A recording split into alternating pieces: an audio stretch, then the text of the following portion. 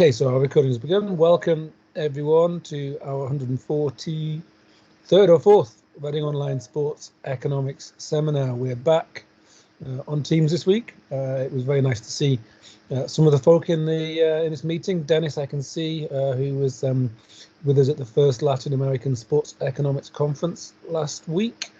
But we're back now on Teams, and we're really pleased to have Raphael Flepp from the University of Zurich, who is presenting Your Pain is My Lucky Gain, Opponent Injuries, Performance Pressure and Coach Dismissals.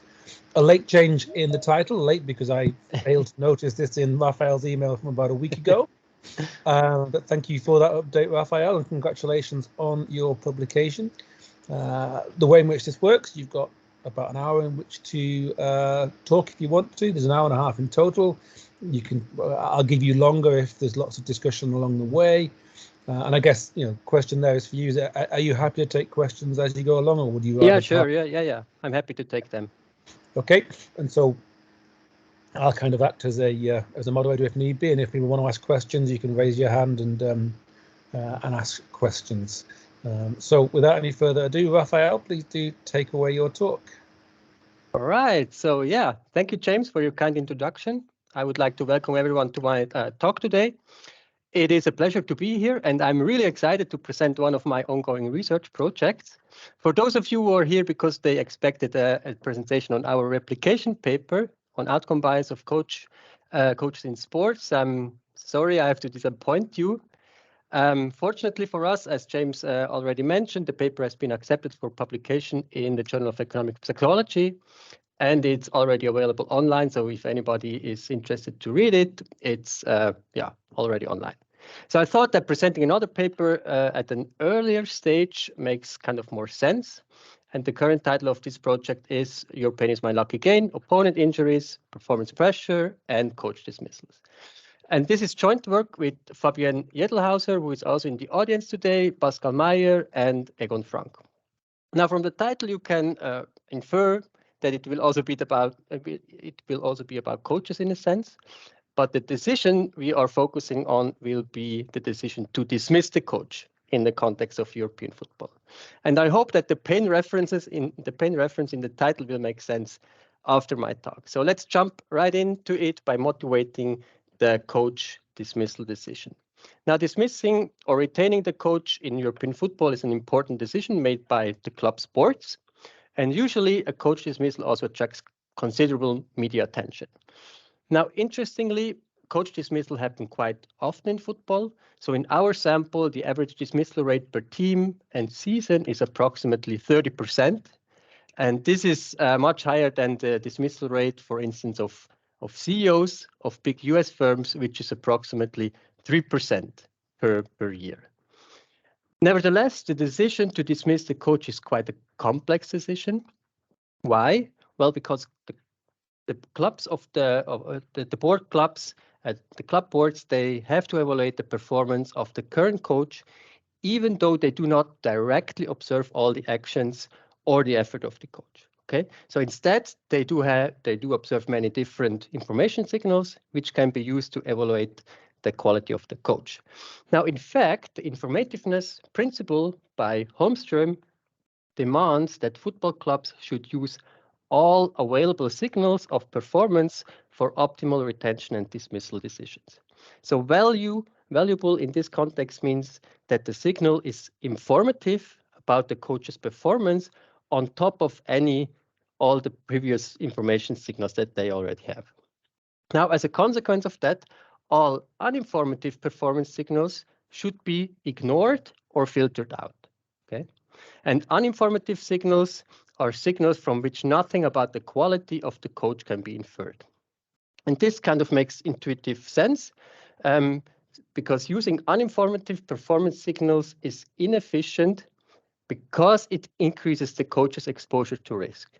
Okay, and as the consequence of higher unnecessary risk, it is that it discourages managerial effort. So, for instance, if I know that my job systematically and heavily depends on some factors that I cannot control, I will reduce my effort or I will demand exceptionally high pay to do that job, right? So in short, coaches should not be retained or dismissed due to factors beyond their control, such as, for instance, good or bad luck, right? And this is the first issue we will tackle in this paper. Now, second, we know from the previous literature that the decision context is also important for the decision quality. And one important environmental feature of the decision context is performance pressure when processing information. And such performance pressure has been shown to negatively affect the decision-making quality. And of course, this pattern could be highly relevant in our setting because dismissals and retention decisions are made under varying levels of performance pressure.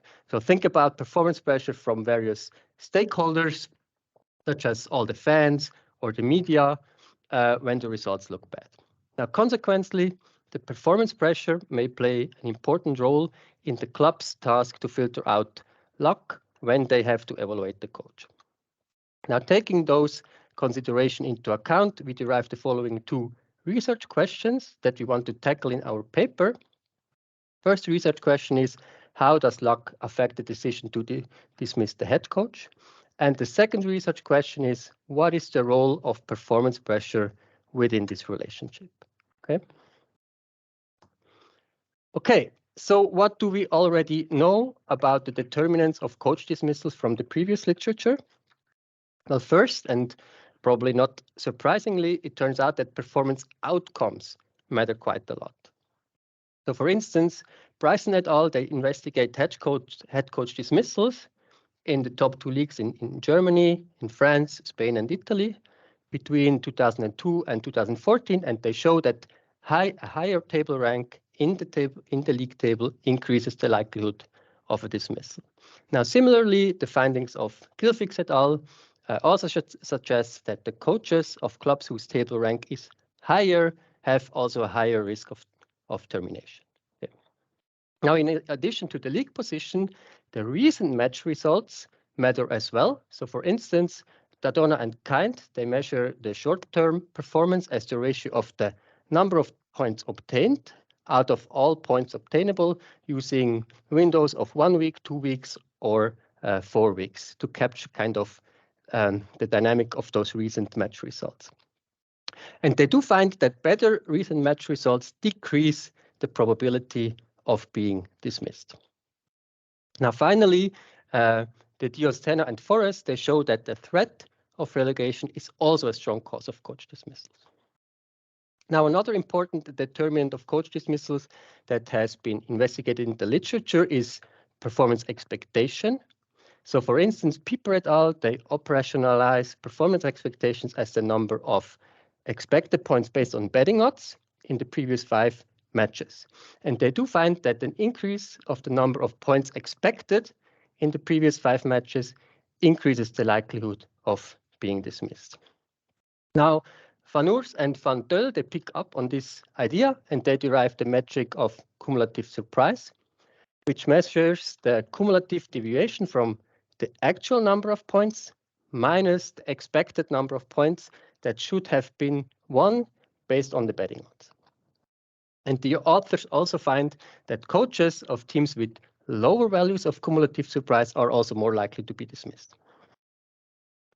And finally, coach characteristics seem to matter as well.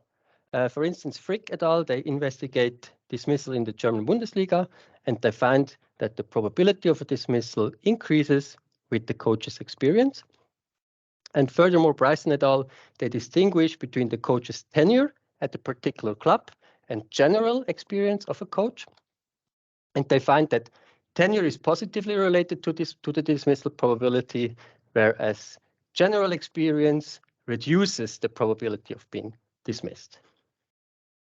So overall, the focus of the previous literature has been on determinants that are expected to be informative signals about the coach's quality. And our paper challenges the literature's implicit assumption that football clubs filter out all uninformative signals. Okay, so we focus on luck as one additional determinant of coach dismissals, and this will basically be the main contribution of of this paper. Okay, so let's take a closer theoretical look at luck. So how can we define luck? Well, if we look at the new Oxford Dictionary of English, it defines luck as good or bad things that happen to you by chance, not because of your own efforts or abilities.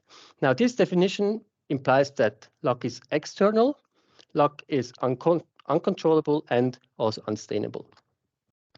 Most importantly, it also implies that luck is uninformative about an agent's effort or ability. Now, unfortunately, luck is seldom observed in isolation, but rather kind of embedded in performance outcomes. Okay? One exception might be some casino games where outcomes are purely driven by luck, but most of the time, luck is kind of hidden within performance outcomes. And consequently, observed performance outcomes can be attributed to kind of two broadly defined underlying drivers. On the one hand, we have the skill factors that are expected to be stable. So for individuals, you can think about traits such as skills, competencies, or motivation.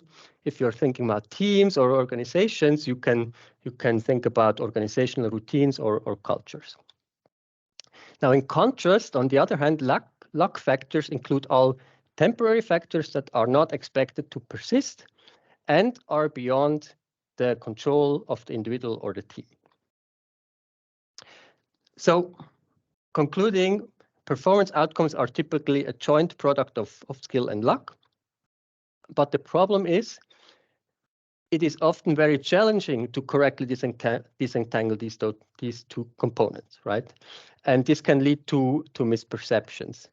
And this issue has been referred to in the previous literature as outcome bias. So I see Carl has a question. Yeah, just a quick one for clarification. Yeah, sure. It's relative quality, right, that we're going to be talking about, because it's not just my luck that matters. The outcome in football is a function of everybody else's luck. Yes. And this is well, I'm looking forward to this because this is going to be complicated, right? I presume. Well, we will see. Yeah, but it's relative. Yeah, it's relative. Yeah. Absolutely. Okay, good. Just checking. Yeah. Okay, so yeah, as I said, this issue has been referred to in the previous literature as outcome bias. And outcome bias describes the tendency of people overweighting the importance of the observed outcome when evaluating a past decision or also task performance. So for example, let's say I watch a football match of my favorite team, and although they play really terrible, they manage to win the game by scoring one lucky goal. And if I overweight the outcome of winning the match compared to their task performance on the pitch when I evaluate my team later on, my evaluation is outcome biased. Okay. So why would I do that? Why would people overweight outcomes in their evaluations? Well, it turns out that many people just underestimate or sometimes even ignore the role of external or random factors that influence outcomes. And this tendency of outcome bias has been shown to be rather persistent in the previous literature. So there's lots of evidence from the lab. For example, Brownback and Kuhn, they investigate outcome bias in a principal-agent setting. And they find that even when the principal can perfectly observe the effort of the agent, the principal still evaluates the agent differently depending on the outcome, although the outcome is completely uninformative given the agent's effort. Okay? Furthermore, there is also some field evidence. For example, in Meyer et al., we show that people are outcome biased when self-evaluating their past decisions using data from driving license exams.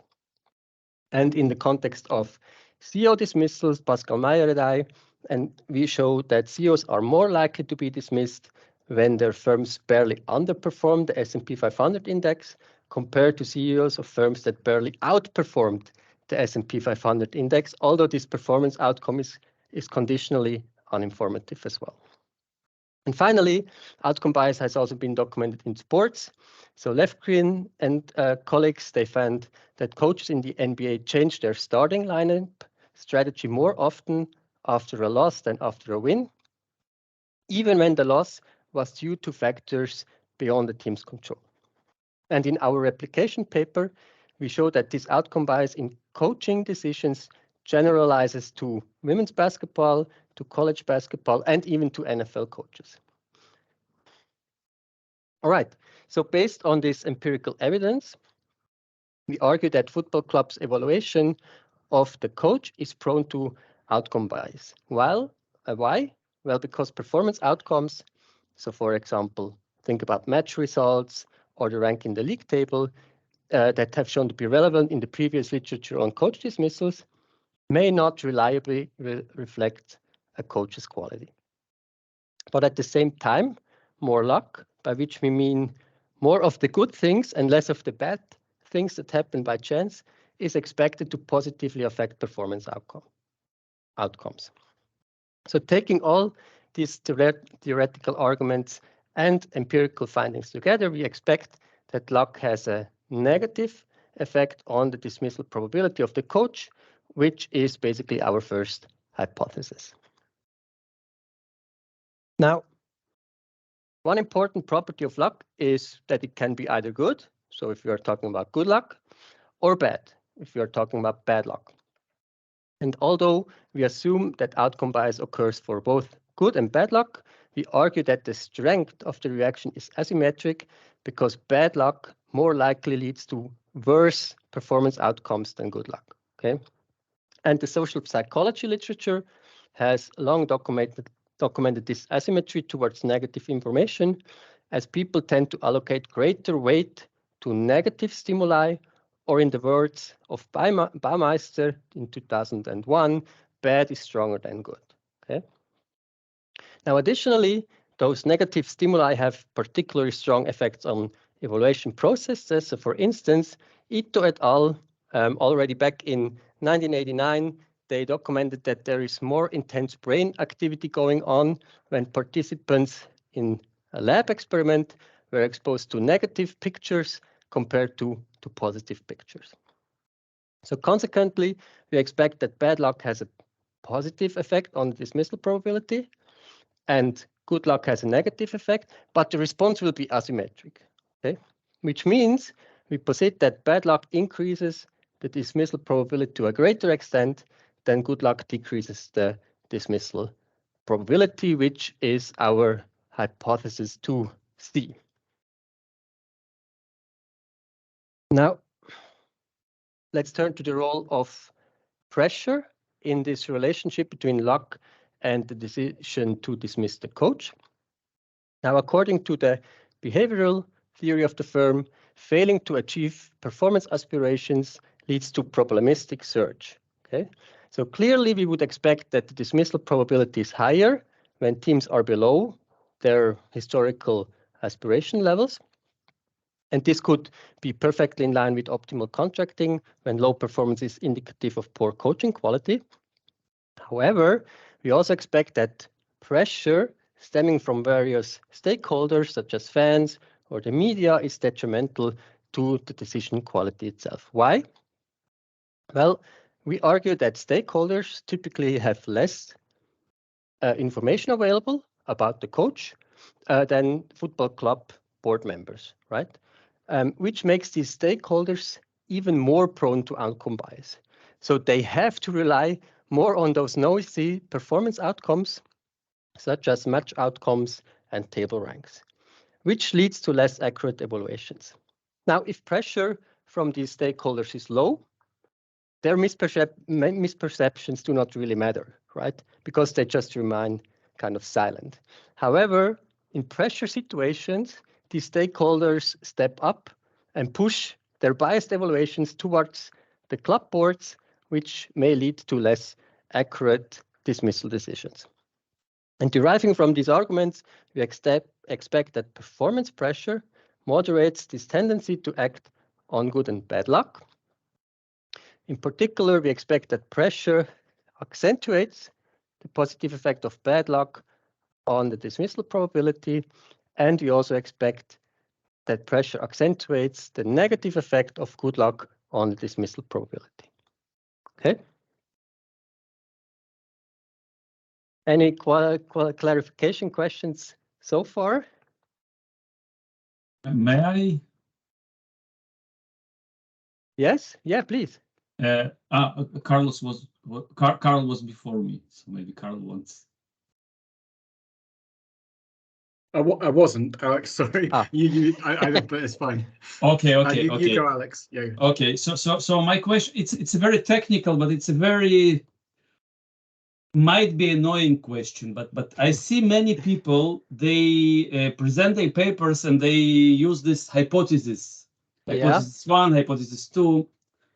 And my question is, did you pre-register the hypothesis before you saw the data? We derived the hypothesis based on theory, okay, and then we checked them. And as you will see, we will also not find all of them. Okay, so this is just based on theory. But I mean the good procedures, because this is like a new, not really new, but in psychology, this is what they've been criticized over it. Because one may say, I'm not saying that that's what you're doing, but many researchers kind of these days, they write hypotheses after they saw the data. And then one may claim that you wrote an hypothesis. I'm not saying that you did it, but you saw the data, you evaluated it, and then you find an hypothesis. Because hypothesis, theoretically, when we go to basic research, you have an hypothesis, then you get the data, and then you see whether it works or not. So in that regard, if you saw the data before you wrote it and you did not pre-register, maybe it makes sense to say, well, we expect, according to this and this, we expect this to happen. But hypothesis, it's a little bit different because it's too strong once you saw the data. And you are not the only one. I see it in many papers. So people probably forgot the meaning of hypothesis. Yeah, I see your point. But as far as I know, we did not pre-register them. So yeah, point taken. So we didn't do that, and we cannot do that afterwards, obviously. Yeah, but for in future studies, we have to do it if you wanna test it. Yeah, if you do wanna do it like the really proper way, you know. But we just thought about those effects in a theoretical way, and then we checked the data basically, right? So it's not that we just data mined something out of it and then we generated the hypothesis. So, but as you will see, we will also not find, maybe surprisingly, all of the we cannot confirm all of our hypotheses. So.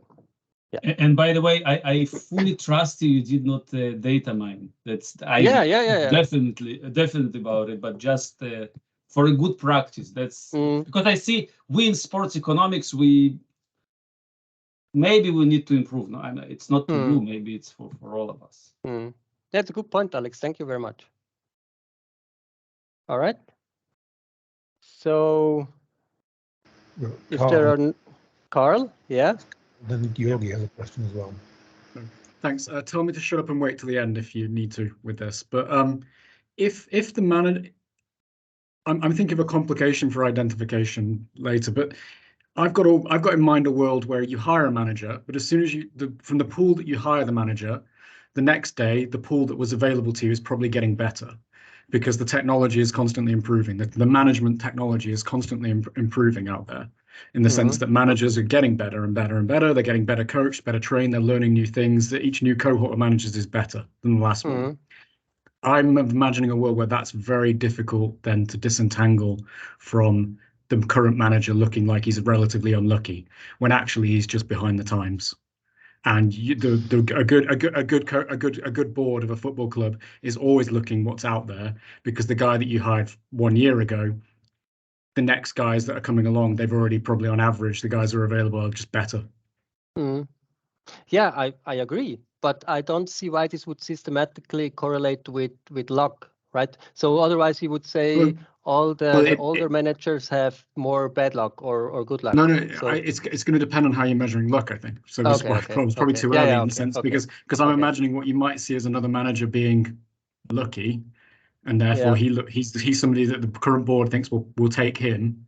Well, actually, on average, they are really getting better. And, you know, maybe it's a bit tricky. Anyway, we'll see. Yeah. Sorry. Yeah. So far, it's just theoretical thoughts. But let's turn to the data that we employ to test our hypothesis. So we employ.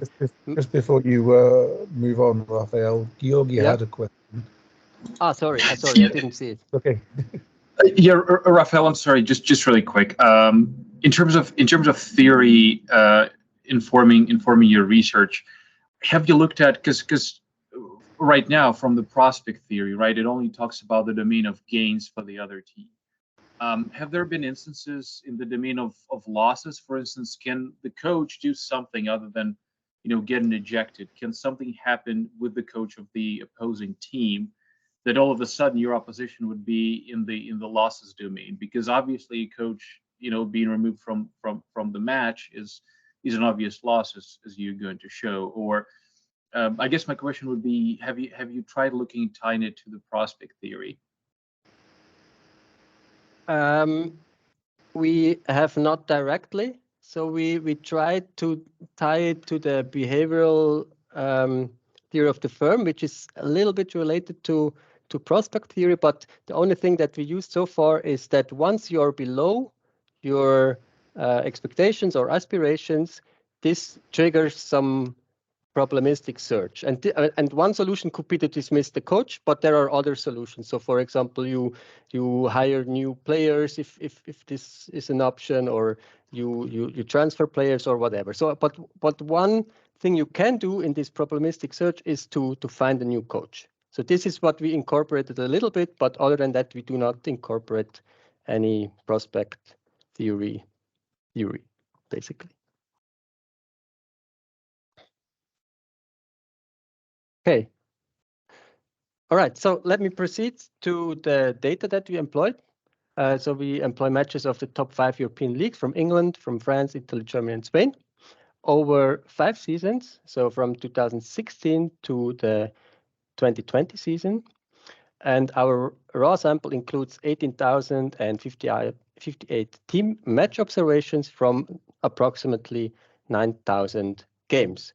And in particular, we derive team compositions, injuries, game lineups, corresponding coaches, and all the historical end-of-season league table standings from transfermarket.com. Now, our binary dependent variable coach dismissal indicates whether a coach has been dismissed or retained after a certain match week. And we construct this variable following the previous literature. So first, in line with Pieper and our own paper in Flepp and Frank, we define within season coach changes as dismissals if the Associated Press articles suggest that the turnover was indeed involuntary. Okay, so we ignore all the voluntary turnovers. Now, second, following Van Oors and Van Tel, we ignore dismissals in the first 4 games. Third, building upon Besters et al., we only consider the first within-season coach dismissal in our analysis, and we exclude all observations after the first dismissal within each season for our main analysis. And this reduces our sample to 15,458 observations. Okay, and in total, we observed 149 first dismissals in our sample. So let's turn to the crucial part of the paper. We need to measure luck, okay? So it has to be kind of an exogenous factor that affects the performance outcomes, the match results, table ranks, but this factor needs to be independent of the coach's quality. So first we thought, well, key player injuries might be a good exogenous measure, because in Edelhauser, we have already shown that such injuries decrease the goal difference and other performance outcomes of the focal team. But then one could argue, well, that key focal player injuries are not completely uninformative regarding the coach's ability. Why not? Well, it could be that some injuries are due to the focal coach's strategy. So for example, due to excessive training intensity with too little rest for the players, right? And that's why we will look at opponent player injuries as exogenous performance boost, if you will, for the focal team and the focal coach. Okay. But for our intended purpose, this should not matter too much because in football it's all relative. So if my opponent is weaker due to exogenous factors, my team will perform better due to exogenous factors. Now, of course, not all injuries are equally detrimental for a team. So for instance, if a substitute player is injured, we would not expect that this matters too much for the game outcome, right? So what we do is we focus on key opponent players. Now, how do we identify key players? Well, first, we consider only players that have been selected to the starting lineup at least once. And here the argument is that coaches generally want to start with their best players at each position to maximize their winning chances. Now, second, we count the number of matches each player has been selected to the starting lineup within each season and each team. And third, we calculate the proportion of games a player was selected to the starting lineup out of all the possible games per team and season. Why do I mention possible games? So if a player is injured, he cannot play. So we disregard those games. And the same is true if a player gets transferred to another club, he cannot play for the former club anymore. So finally, we had to select a cutoff for this proportion, and we settled on 90%, meaning that the key opponent player is defined as a player who played from the beginning in 90% of all the possible games. Okay. So I agree this cutoff is kind of arbitrary, but we also run some robustness tests with alternative cutoffs for this proportion. So as an example, you probably recognize Messi in the picture. Back in 2018, he broke his arm in the match against Sevilla. And he missed several La Liga matches due to his injury. And those opponents potentially profited from his absence. So key opponent injuries basically refer to the key opponent players that we identified that have been absent in a match due to injuries. Okay. Now, based on the number of key opponent injuries that each team profits over the course of each season, we calculate our luck measure. However, we have to consider that each team is expected to profit from key opponent injuries to a certain extent, right? So each team can expect that some of the opponent players will be injured over the course of the season. So, and if a team profits from more injuries than what we can basically expect, this would indicate good luck relative to all other teams, and vice versa. If a team profits less from injuries than what can be expected, this would indicate bad luck relative to all other teams. Carl? Sorry. I mean, you said earlier, which I totally agreed with, that your own players' injuries are a function of potentially the manager's ability. But surely injuries for the other teams are sending a signal to my board about my coach's relative ability. If all the other managers are keeping their players fit and I'm not keeping my players fit, then that sends a signal that I'm a bad manager relative to them. Likewise, if all the other managers are getting their players injured and I'm not, that says I'm a good manager, doesn't it? So doesn't it, because it's all relative, it's not quite clear to me that even, I mean, I think where I'm going is there are injuries and there are injuries, right, that you could use for this. I mean, James has scraped them. There is like standing on your kid's toys and breaking your leg or whatever, right? Or there's like contracting a virus, which is properly unlucky injuries on the other guy's team, as opposed to potentially the confounding injuries that you talked about from your own team's perspective that can be a function of running a player into the ground or managing him badly. Yeah, I see that, yeah. But we could also just control for the own injuries, right? Which could also be kind of a determinant of the focal coach. We didn't include them so far, but we could include the own injuries. Yeah. Okay. All right. Yeah. Okay. Yeah. Another question, please. Hi, Raphael. Hi. I'm just, I guess, two comments. One, in taking in consideration injuries as bad luck, or I think injuries for a key player, you should consider a player that is a key player. So, if you have the performance of Barcelona and you look at Messi, yeah, that's true. The picture you show us, or even when he's playing in Inter Miami, I mean, his performance is several standard deviations above the mean. But you can imagine a bunch of examples in football history, and you don't have to go that far.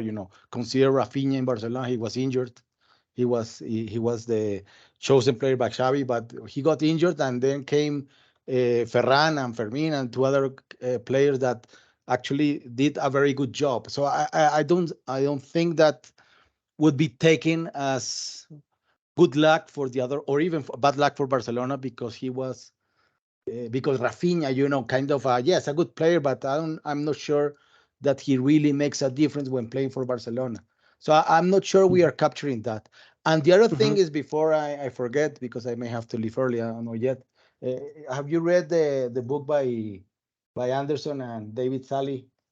Which is okay, because it's all about that. Yeah, like they kind of conclude that football is 50% luck. So if that is true, if we kind of think that luck is already embedded in everyone's, in everyone that surrounds the football club, then maybe, I don't know how random that is, right?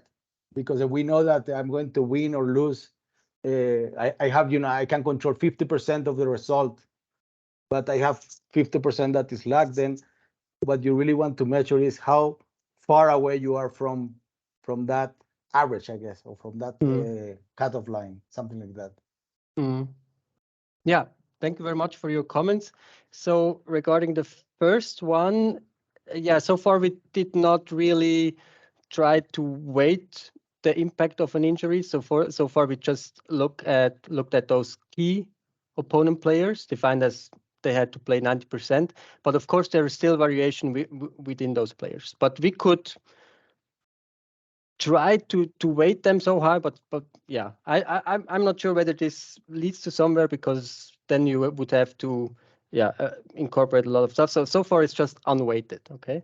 And regarding the second concern, sure, luck plays a huge part in football, but as I said, it's really hard to disentangle luck from skill, right? And so we really wanted to pick just, or to focus just on one aspect of luck, which are those opponent injuries, which of course is not the entire luck that is going on in football. Okay, so it's just a tiny fraction of this big luck that we can, or that we can measure, and that we can reasonably argue that it's exogenous from the coach. So that is our intention. But we do not aim to measure all luck that is going on in football.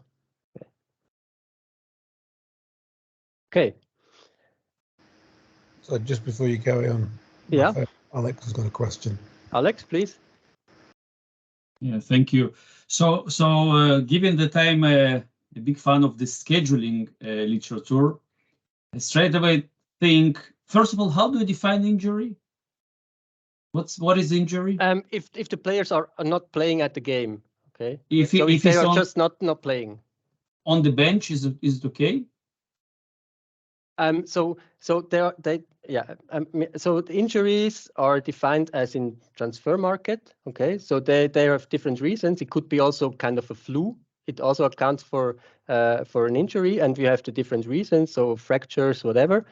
But so far, if it's reported as an injury at transfer market and the player is not playing, we take it as an injury. Okay. But we have to rely on the transfer market data, which is no problem. So but you don't know whether they are on the bench or they are not in this. They didn't even like registered on the bench. You don't know that. We don't know that, no. Okay, so why am I asking this? Because it is possible that after international matches of the national teams, especially in the in the players from the Latin America, and I'm not sure which leagues you investigate here. The Big Five. Okay, so you have plenty of South Americans who come after international break, and they might have some injury or so on. Of course, we may claim it's exogenous to the coach, but okay, just at one point. And the second point, so in the Boxing Day, the Christmas matches in England, there are so many games, and then players might be injured, or they might also strategically put them on the bench and then report to the crowd that they are injured, just to kind of to relax some pressure why a player doesn't play. So that's So totally agree. It could be that the opponent team is strategically using those injuries. And one thing that we could do, we could distinguish between kind of short-term injuries, which I would argue that those are more prone to kind of resting reasons, as opposed to kind of the long-term injuries. Okay, so I don't think that anyone or any coach would rest a player for, I don't know, 2 months or something like that. So the resting reason would only apply to the very short-term injuries, and we could basically put them out or control for them. But we did not do that so far. Yeah, good point. Thank you. Okay, so so that's basically, so we operationalize the variable luck as the cumulative number of key opponent player injuries the focal team faces minus the mean cumulative number of key opponent injuries of all teams per round, league, and season. Okay, so the advantages of this approach are as follows. So first, the variable luck does not systematically increase over time. So if we would just accumulate the number of key opponents over time, this luck variable would increase throughout the season. If we subtract the mean, this is not the case. And this luck variable can be positive or negative. And based on this luck variable, we define two semi-continuous variables, bad luck and good luck. So bad luck is equal to the absolute value of luck if luck is lower than 0 and 0 otherwise, and good luck is equal to luck if luck is larger or equal to 0 and 0 otherwise. Okay, so maybe to illustrate our luck measure, let's take a look at the real example, okay, in our data. So let's look at Liverpool in the 2018-2019 season. And let's start with the first match in the season. So here we have 0 key opponent injuries. So none of the key opponent players were injured. So the cumulative key opponent injuries are also 0. Okay, and the mean number of cumulative key opponent injuries is also quite low at the beginning of the season and is 0.05. Okay, so for Liverpool, this means that they profited less from injuries than the mean of opponent injuries from all the teams for this match round within that season. Okay, so luck takes on the value mean minus 0.05. Bad luck takes on the value of plus 0.05, and good luck is equal to 0. Okay, so then the season goes on, and let's look at the situation after game 5. So Liverpool cumulatively profited from 3 key opponent injuries. The mean, however, is only 1 at this time. Okay, so the value of luck is plus 2. The good luck variable is also equal to plus 2, and bad luck is 0.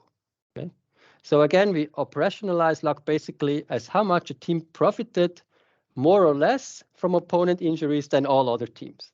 Okay, but essentially this is just kind of a transformation, and the results remain the same if you just take the cumulative number of key opponent injuries. Okay. Now turning to our moderating variable performance pressure, we use 2 different measures to capture pressure. And the first measure is based on the difference between the current situation and historical aspirations. Now, following the practice of the performance feedback literature, a team's historical aspiration levels are constructed based on a weighted moving average. okay? And this is equal to alpha times the final rank in the previous season, plus 1 minus alpha times the historical aspiration level in the previous season, okay? And the intuition about alpha is that very high alphas indicates kind of a very short-term memory of the club, and low alpha indicates kind of a long-term memory. Now, for simplicity, I will show you the main analysis based on an alpha equal to 1, which simply means that we assume that the historical aspiration levels are equal to the rank of the last season. Very easy. I think, admittedly, this is probably not always the case, but we also tried different alphas, such as an alpha equal to 0.75, and the results remain very similar, okay? But for the main results that I will show you, just think about what was the rank in the last season as aspiration level. So we define the variable pressure as equal to 1 if the current table rank is worse than the final rank obtained in the previous season and 0 otherwise. Now, our second measure of performance pressure is based on potential relegation. So we know that a relegation is basically the worst development possible from the perspective of fans, but also for the club, it is very likely to cause kind of financial problems, right? So we define relegation pressure equal to 1 if the team was in a relegation position in the standings. And for that, we use the last 3 ranks.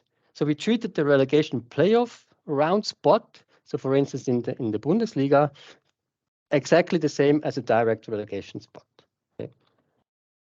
Now, as control variables, we include the number of games played within a season. We also include the tenure of the coach measured in days.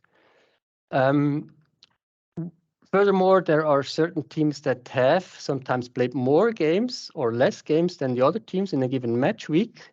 So this could be due to, for instance, kind of a postponement of a game. These are not too many cases, but we still account for that. And to control for constant but unobserved heterogeneity in team quality, we include team season fixed effects. And finally, we also include coach fixed effects to control for time constants, constant heterogeneity in the coach quality. Okay. Now, in our econometric specification, we regress coach dismissal on luck, where I basically refers to the match week, J refers to a team, K refers to a season, and L refers to an individual coach. X is just a vector of control variables. Eta refers to the team season fixed effects, and theta to the coach fixed effects. Okay. And following Piper et al., we estimated fixed effects linear probability model with clustered standard errors on the match level because we include each match twice in our analysis. Okay. So let's turn to the results. And to start, Raphael, yeah, sorry. Quickly, Rob has got his hand up with a question. Yeah, please. Thanks, Raphael. Very interesting so far. Just on your specification equation there, would it be worth introducing an interaction term between luck and team performance? So luck has a different effect according to different values of team performance, perhaps?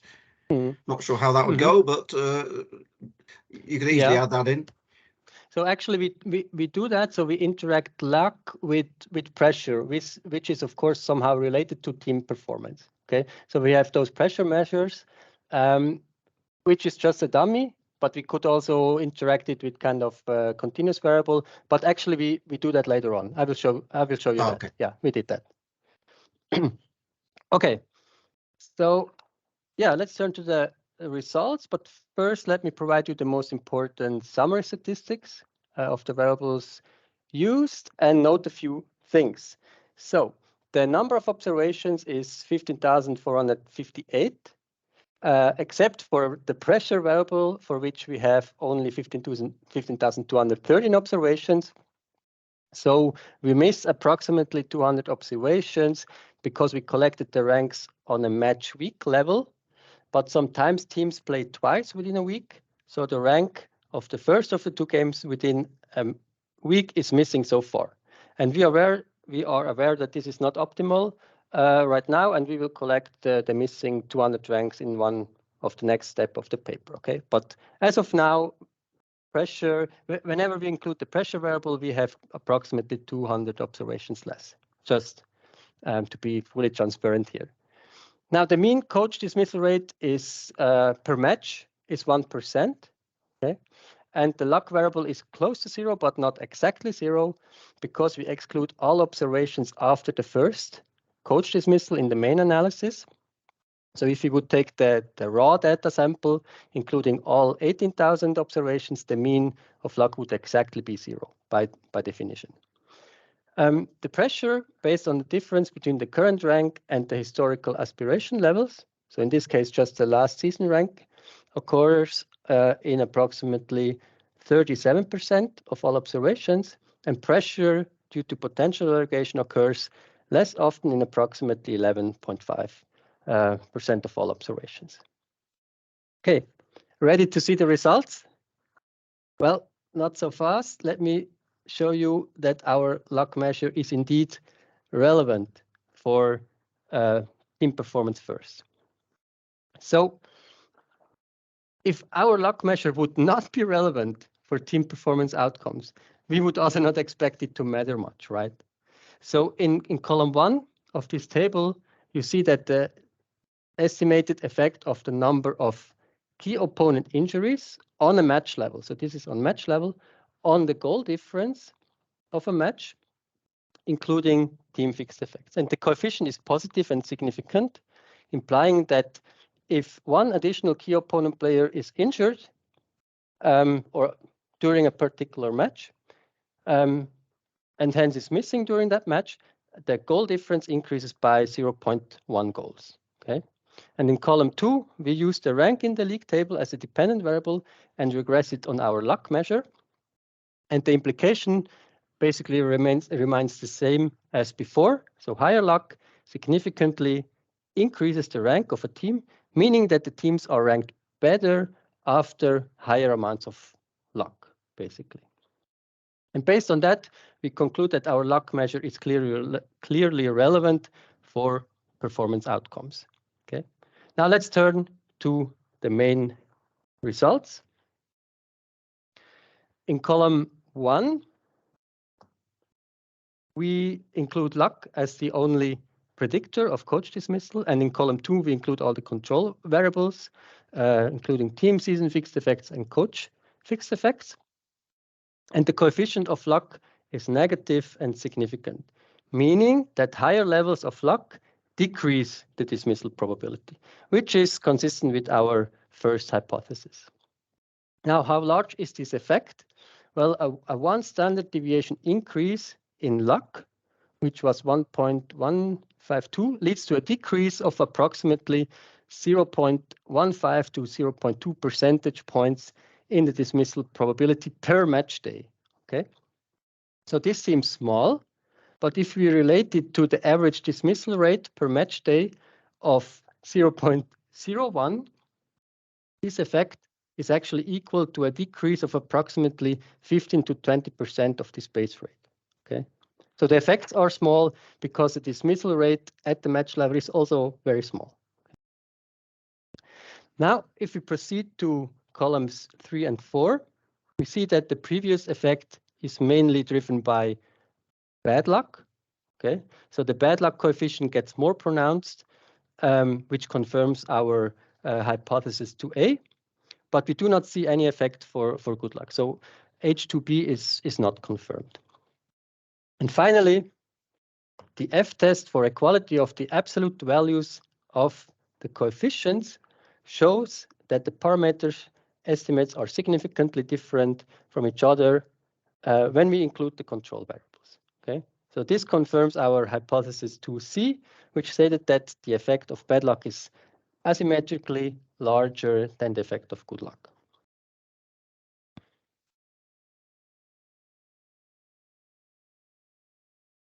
Now let's turn to our results regarding our analysis of H3 A and 3b, which predicted that pressure accentuates the effect of bad luck and good luck. Okay. Now in column 1, the interactive effect of bad luck and pressure is positive and significant, indicating that the positive relationship between bad luck and coach dismissal is stronger for coaches facing higher performance pressure situations. Okay. In contrast, we do not find any interactive effect of good luck and pressure. And the same pattern basically arises when we interact good and bad luck with relegation pressure, as you see in column 2. The effect of bad luck is accentuated, while the interactive effect with good luck is not statistically significant. So overall, these sets of results only support our hypothesis that pressure accentuates the effect of bad luck. Okay, and we can also visually illustrate this interaction effect, which looks something like that. And the interpretation of this graph is as follows. So if bad luck is 0, the dismissal probability is somewhat higher if performance pressure is higher. But this difference gets much larger with higher levels of bad luck. So bad luck has almost no effect on the coach dismissal probability if pressure is 0. Oh, that's the blue line. But bad luck has a considerable effect if pressure is equal to 1, which is the red line. Now, to test the robustness of these results, we already conducted several variations of our analysis, but I think there is still much more we can do. And so far, we did the following. So instead of excluding all observations after the first dismissal, we kept them in our sample and controlled for the number of dismissals within a team and season. This works fine. We also tested various cutoffs to define key opponent players. So for instance, instead of 90% as a cutoff, we run the analysis with 80%, and we obtained consistent results. Then we also employed various alternative operationalizations of performance pressure. So for instance, as I mentioned before, historical aspiration levels based on an alpha of 0.75. And we also constructed a pressure measure based on the ELO ratings at the beginning of the season, and we got very similar results. And finally, we employed a logit regression and the Cox proportional hazard regression. The logit regression works fine for the main effects, but we cannot include coach fixed effects because then just too many observations just drop out. And regarding the Cox proportional hazard model, it works also fine without fixed effects. But once we include those fixed effects, it just takes too long to calculate. And at this stage, we are not really sure how to incorporate those interaction effects in survival models. So we definitely have to work on that in the next steps. Okay, so let me conclude the paper by highlighting our 3 major findings. So first, luck resulting from key opponent injuries affects the probability to dismiss the head coach. Second, this effect is mainly driven by bad luck, which increases the probability of a coach dismissal. And finally, performance pressure accentuates the tendency to dismiss coaches for bad luck. Our contribution, well, we hope to make several contributions to the literature. So first, we advance the previous literature by theorizing and also providing empirical evidence that luck as uninformative performance signal affects coach dismissal decisions. And we also contribute to our understanding of how performance pressure affects this tendency to consider luck in those coach dismissal decisions. And as a methodological contribution, we use opponent injuries as a source of exogenous performance boosts in European football. And of course, we hope that this will be used for other research questions in the futures, hopefully.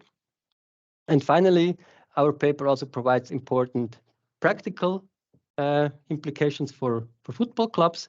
So there is a behavioral opportunity for football clubs that managed to avoid dismissing the coach after bad luck, because this could give those teams kind of a competitive edge over all other teams. Now, with that, I would like to wrap up my presentation. Thank you very much for your attention. Thank you very much, Raphael. You finished perfectly on time, despite having a lot of questions to field. So that's expertly done. Thank you very much for that. It was a really, really interesting talk. We already have Kenneth with his hand up with a question for you now. So Kenneth, over to you. Yeah, thank you for the presentation. I was wondering whether you or it's already been done, kind of compared this luck measure across sports, right? Across different sports, because in theory, I feel like soccer would have maybe more, the outcomes would be more affected by luck than, say, basketball or the National Football League. Yeah, good idea. We haven't done it yet. Yeah, good idea, actually. Could very well be, yeah. Thank you. Great, thanks, Kenneth. And we have plenty of time for Q&A, so if others have questions, please do raise your hand. Stefan, and then Dennis.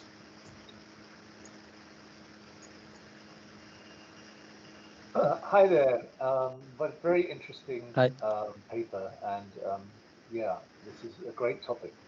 I have a couple of points, which really is about the decision makers when it comes to firing, whom as I see it, you're kind of treating them as ciphers. They're pure rational agents who have a very straightforward objective function, whereas I think in reality it's going to be quite different from that. So so one thing I would say is that the decision about what triggers the firing is going to be some kind of updating of beliefs relative to what you believed at the beginning. So some kind of Bayesian notion here where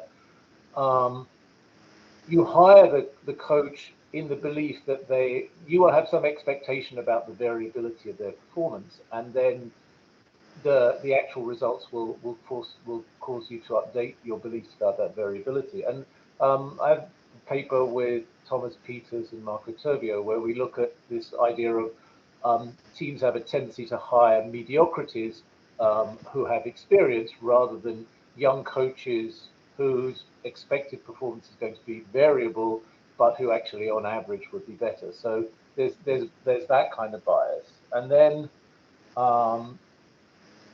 you can imagine that different decision makers, so they may be owners, right? So it depends what kind of ownership model you have, whether they have owners or whether they have whether they're membership associations with a president or however the decision making process works. But you could think of they'll have very different risk preferences, and you'd need to take, so for one coach, performance under a particular owner might cause him to be fired, whereas they wouldn't under a different owner because of different risk preferences.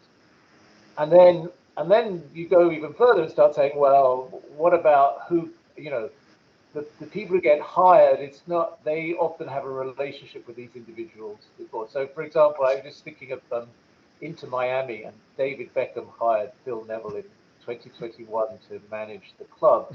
And it took him 2 years to realize that Phil Neville didn't really know how to manage a football club and fire him, right? So, and that's because he was just his friend, right? He's just his mate. And I think that's an extreme example, but I think you can find many more examples like that. And so that's again going to interfere with this. And then a third thing, which rather slightly less amusing, I guess, is the fact that there's a lot of prejudice around in this. So one thing I'm working on is doing some work with Thomas Peters and Sam Hoey, where we find that if you're a black manager, you're controlling for your team performance, you're just more likely to get fired. And I don't think that's because they're more unlucky. I think it's likely to be prejudice. So for all these reasons, I think there's a bit of an issue here about how you should think about that side of the market, and assuming they're just pure rational agents is kind of extreme. Yeah, very good points, Stefan. So the point that we actually want to make, that they are not rational, right? So we want to point out basically that the previous literature has focused on all the rational stuff, but we try to introduce kind of this luck as kind of an irrational factor that they also consider. Okay, so we are just comparing their actions to a rational actor. Okay, so we need to have kind of a reference all the way. But what we actually find and we actually also theorize that they are not rational because they take luck into account, right? And with all the different aspect that you mentioned regarding the risk preferences and expectations and all that, I agree with that. But I would argue that those factors should not be systematically related to good or bad luck. Okay, so maybe there is kind of an interactive effect. I agree. So we could try to see whether teams that have more preferences to take risk react differently to good or bad luck. That's something we could do. But the baseline effect, I would argue that those factors should be independent of our luck measure.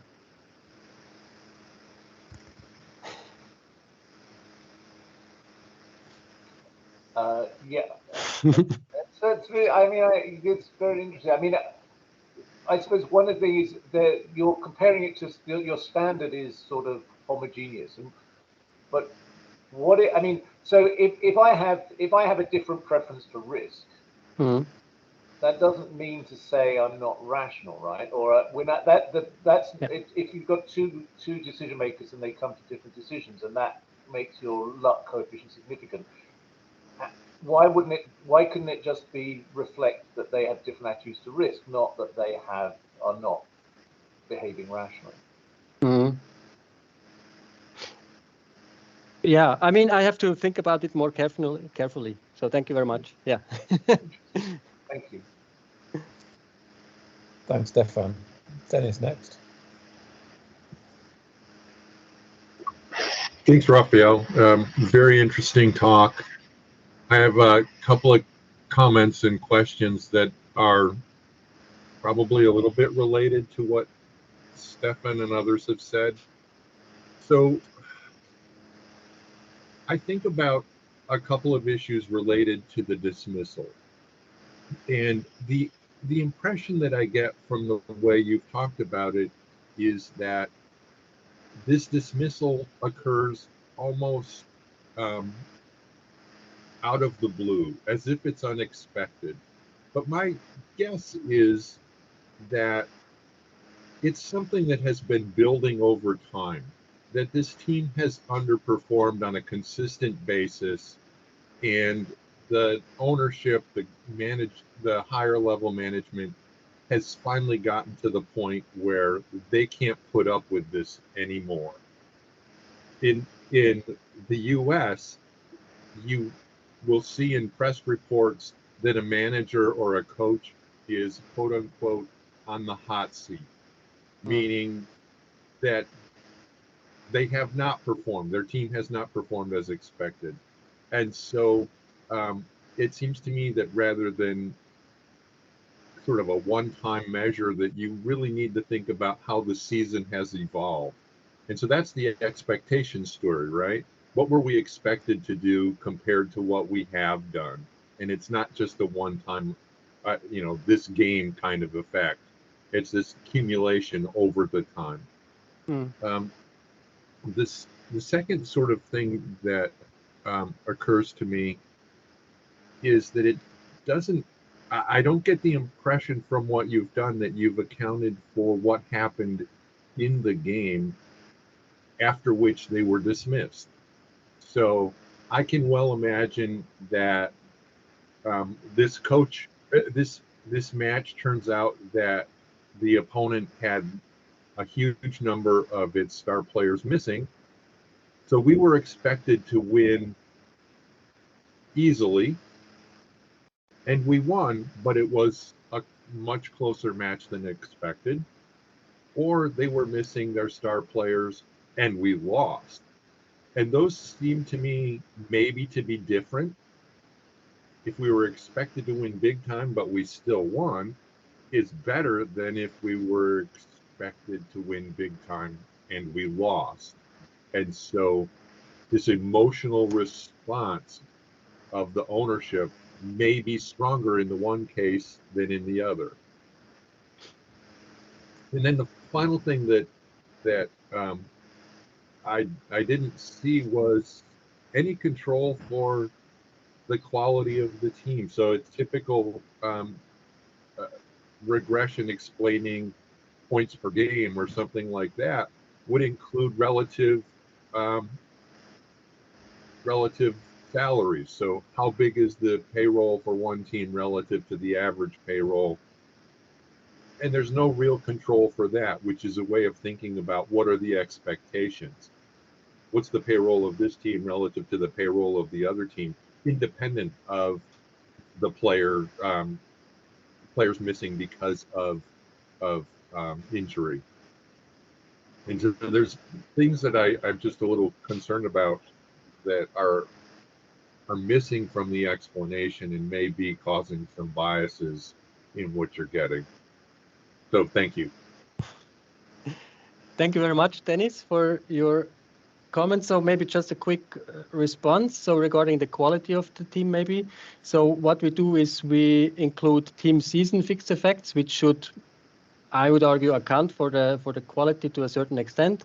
And we also run regressions, including points per game and stuff like that. And the results, they remain robust to that. Okay. And of course, I agree. A coach dismissal is something that kind of builds up over time. And we tried to account for this by accumulating the injuries over time. So it's not just the injuries in one game.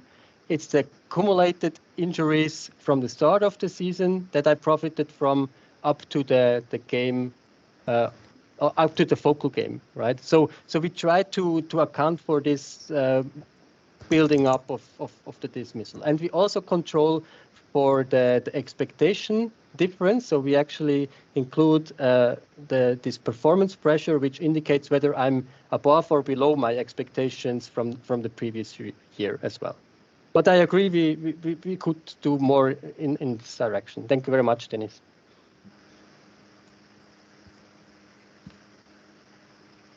Okay, Alex. So I might repeat maybe some of the previous colleagues, but I mean, if you have accumulated index of luck, which is relatively high, that means that those teams met on average weaker opponents, and therefore, by definition, they would have more points per game up to a certain point, which leads to the fact, or which leads to lower probability of being fired, right? Exactly, yes. So, but then, so first of all, I do agree with Stefan, who says that, well, rationality is a super strong assumption in the sports industry, generally speaking, and in football in particular. But here, actually, it's, well, you played against weaker teams, you gain more points per game, and that's why you will not get fired. So I think it is rational there. Right? Well, our argument is the opponents were weaker, but this was independent of the coach. So the coach has nothing. So I could put basically anyone there. Anyone could have profited from this development. Okay, that's our argument. So it's completely independent of the coach. So why should he be dismissed for this development that is completely out of his control? That's our argument. Okay. Of course, they won more. We actually show that in our regressions, but it's not due to the coach's quality, and therefore we argue that this should not matter. Okay. That's yeah. Okay, thank you. Helmut. Yeah, thank you very much, Raphael, for this interesting presentation. I just want to follow up on what you have just said regarding the positioning of the paper, because of course we could position it as a sports economics focus paper, trying to explain the dismissal of coaches. But from what you worked out was basically an agent theoretic model where you say we do not know the ability of the coach, we do not know the effort of the coach, we only see the outcome. But the outcome is not only the result of effort and ability of the coach, but also of luck. Mm-hmm. And this luck should not enter the equation in this case, meaning should not affect coach dismissals. And the luck, as you have shown, or at least part of this luck, as you have shown, is known. And then you find out that actually this luck explains a lot of the decision. So basically, you are countering what agency theory would or normative agency theory would suggest that should be done in an industry with this kind of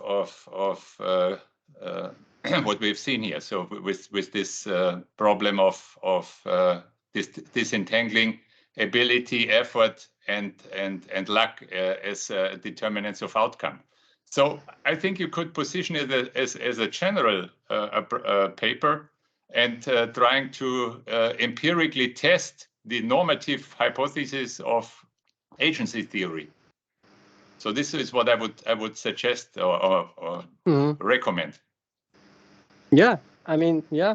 Thank you very much. We have to think about that. Yeah. But then, of course, you could argue, is sports really a good setting to test that? But of course, a theory should be kind of generally applicable. And if we find a setting that where it does not apply, yeah, we can basically one say argument you have put forward when you compared this industry with other industries. So in this industry, you have a factor of 10x times more dismissals than in other industries. So this makes it attractive for such an empirical question. Yeah, for us, it's good that coaches get dismissed all the time. So we have more observations. Thank you very much, Helmut. Thanks, Helmut. The discussion made me think also, Raphael, this might be not particularly helpful, but you ran a regression on outcomes as a function of the luck, and Dennis mentioned that you might also, which I think you responded to, put in measures of team quality, because you could potentially, I guess, use the residuals in that regression as a measure of luck, right? Because that then factors in expectations associated with playing a weakened opposition and so on. And in principle, the fitted values in that regression would be how your team would be expected to do. And the residual is essentially the luck in the outcomes. Yeah, very good idea. Yeah, we could do that. Yeah, thank you very much. Stefan's got his hand up.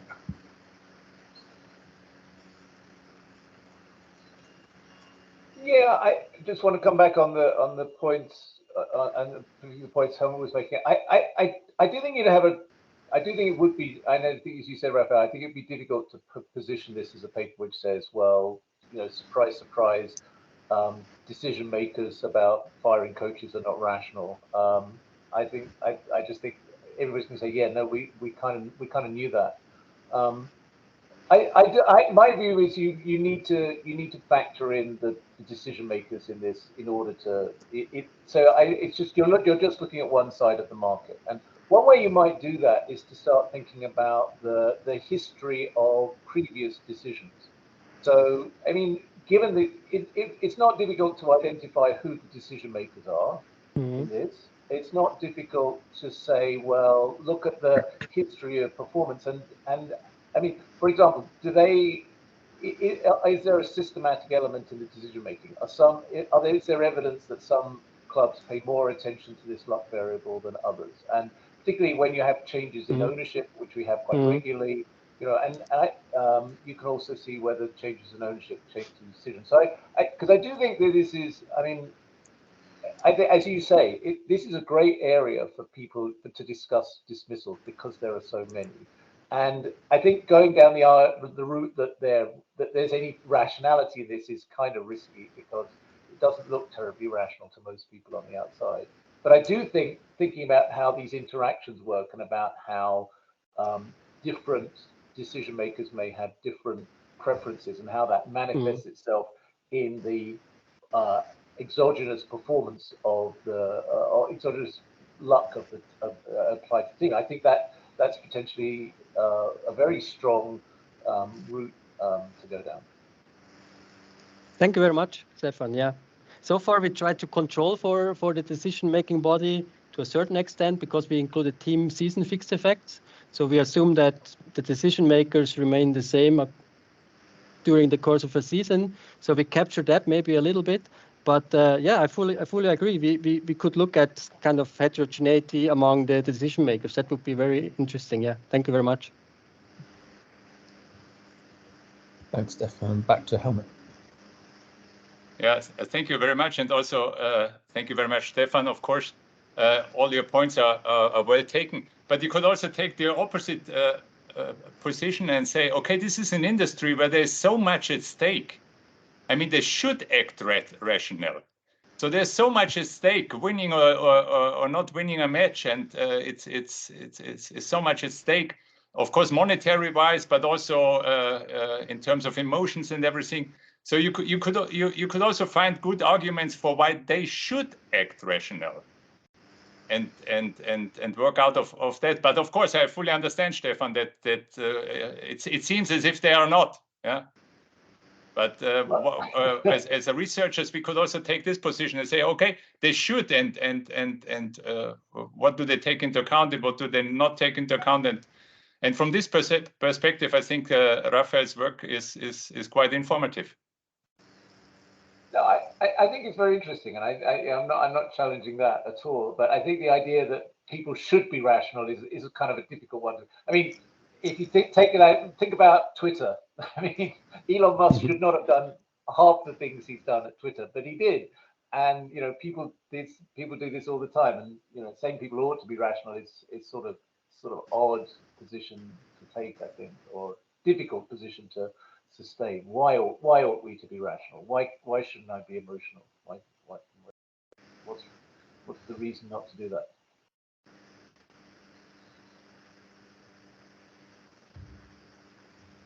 Yeah, thank you very much for your comments. Yeah, I have to think about it. But our argument is actually theoretically wise that the coaches are not rational due to this outcome bias. So basically, theoretically, we already incorporate this kind of outcome bias in our theory. So yeah, so we do not want to try to test whether they are rational or not. So, but our theory actually would expect that they are not.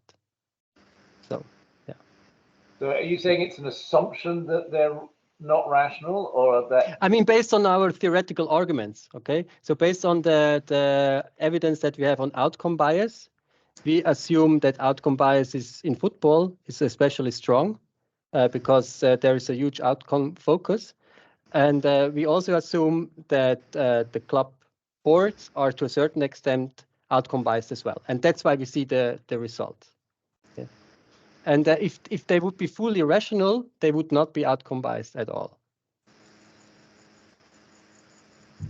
Right. So the question is, how strong a test of H0 is this that they are rational? So you know, that you could, I mean, just turn it on its head, right? So H0 is they are rational. Mm-hmm. Maybe they are, but you just haven't caught their preferences, right? Yeah, I see.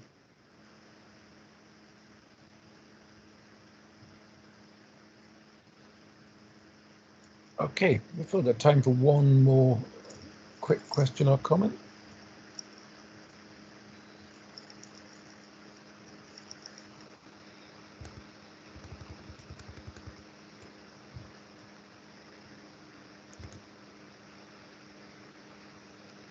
Okay, well, in the absence of that, thank you very much, Raphael. The depth and length of discussion testament to what's a really interesting piece of work and a very fascinating paper in development, and look forward to seeing how your work develops. Thank you everyone for contributing today. We will be back again next week, November the 3rd, when we have Carl Whelan of the University College Dublin presenting disagreement and market structure in betting markets, theory and evidence from European soccer. So, thanks again, everyone. Wish you all a fantastic weekend and look forward to seeing you all again very soon. Thank you very much for your comments. Much appreciated. Thank you very much. Thank you, James, as well. You're very welcome, Raphael. I enjoy doing this. Great. Cheers, everyone. Bye-bye. Yeah.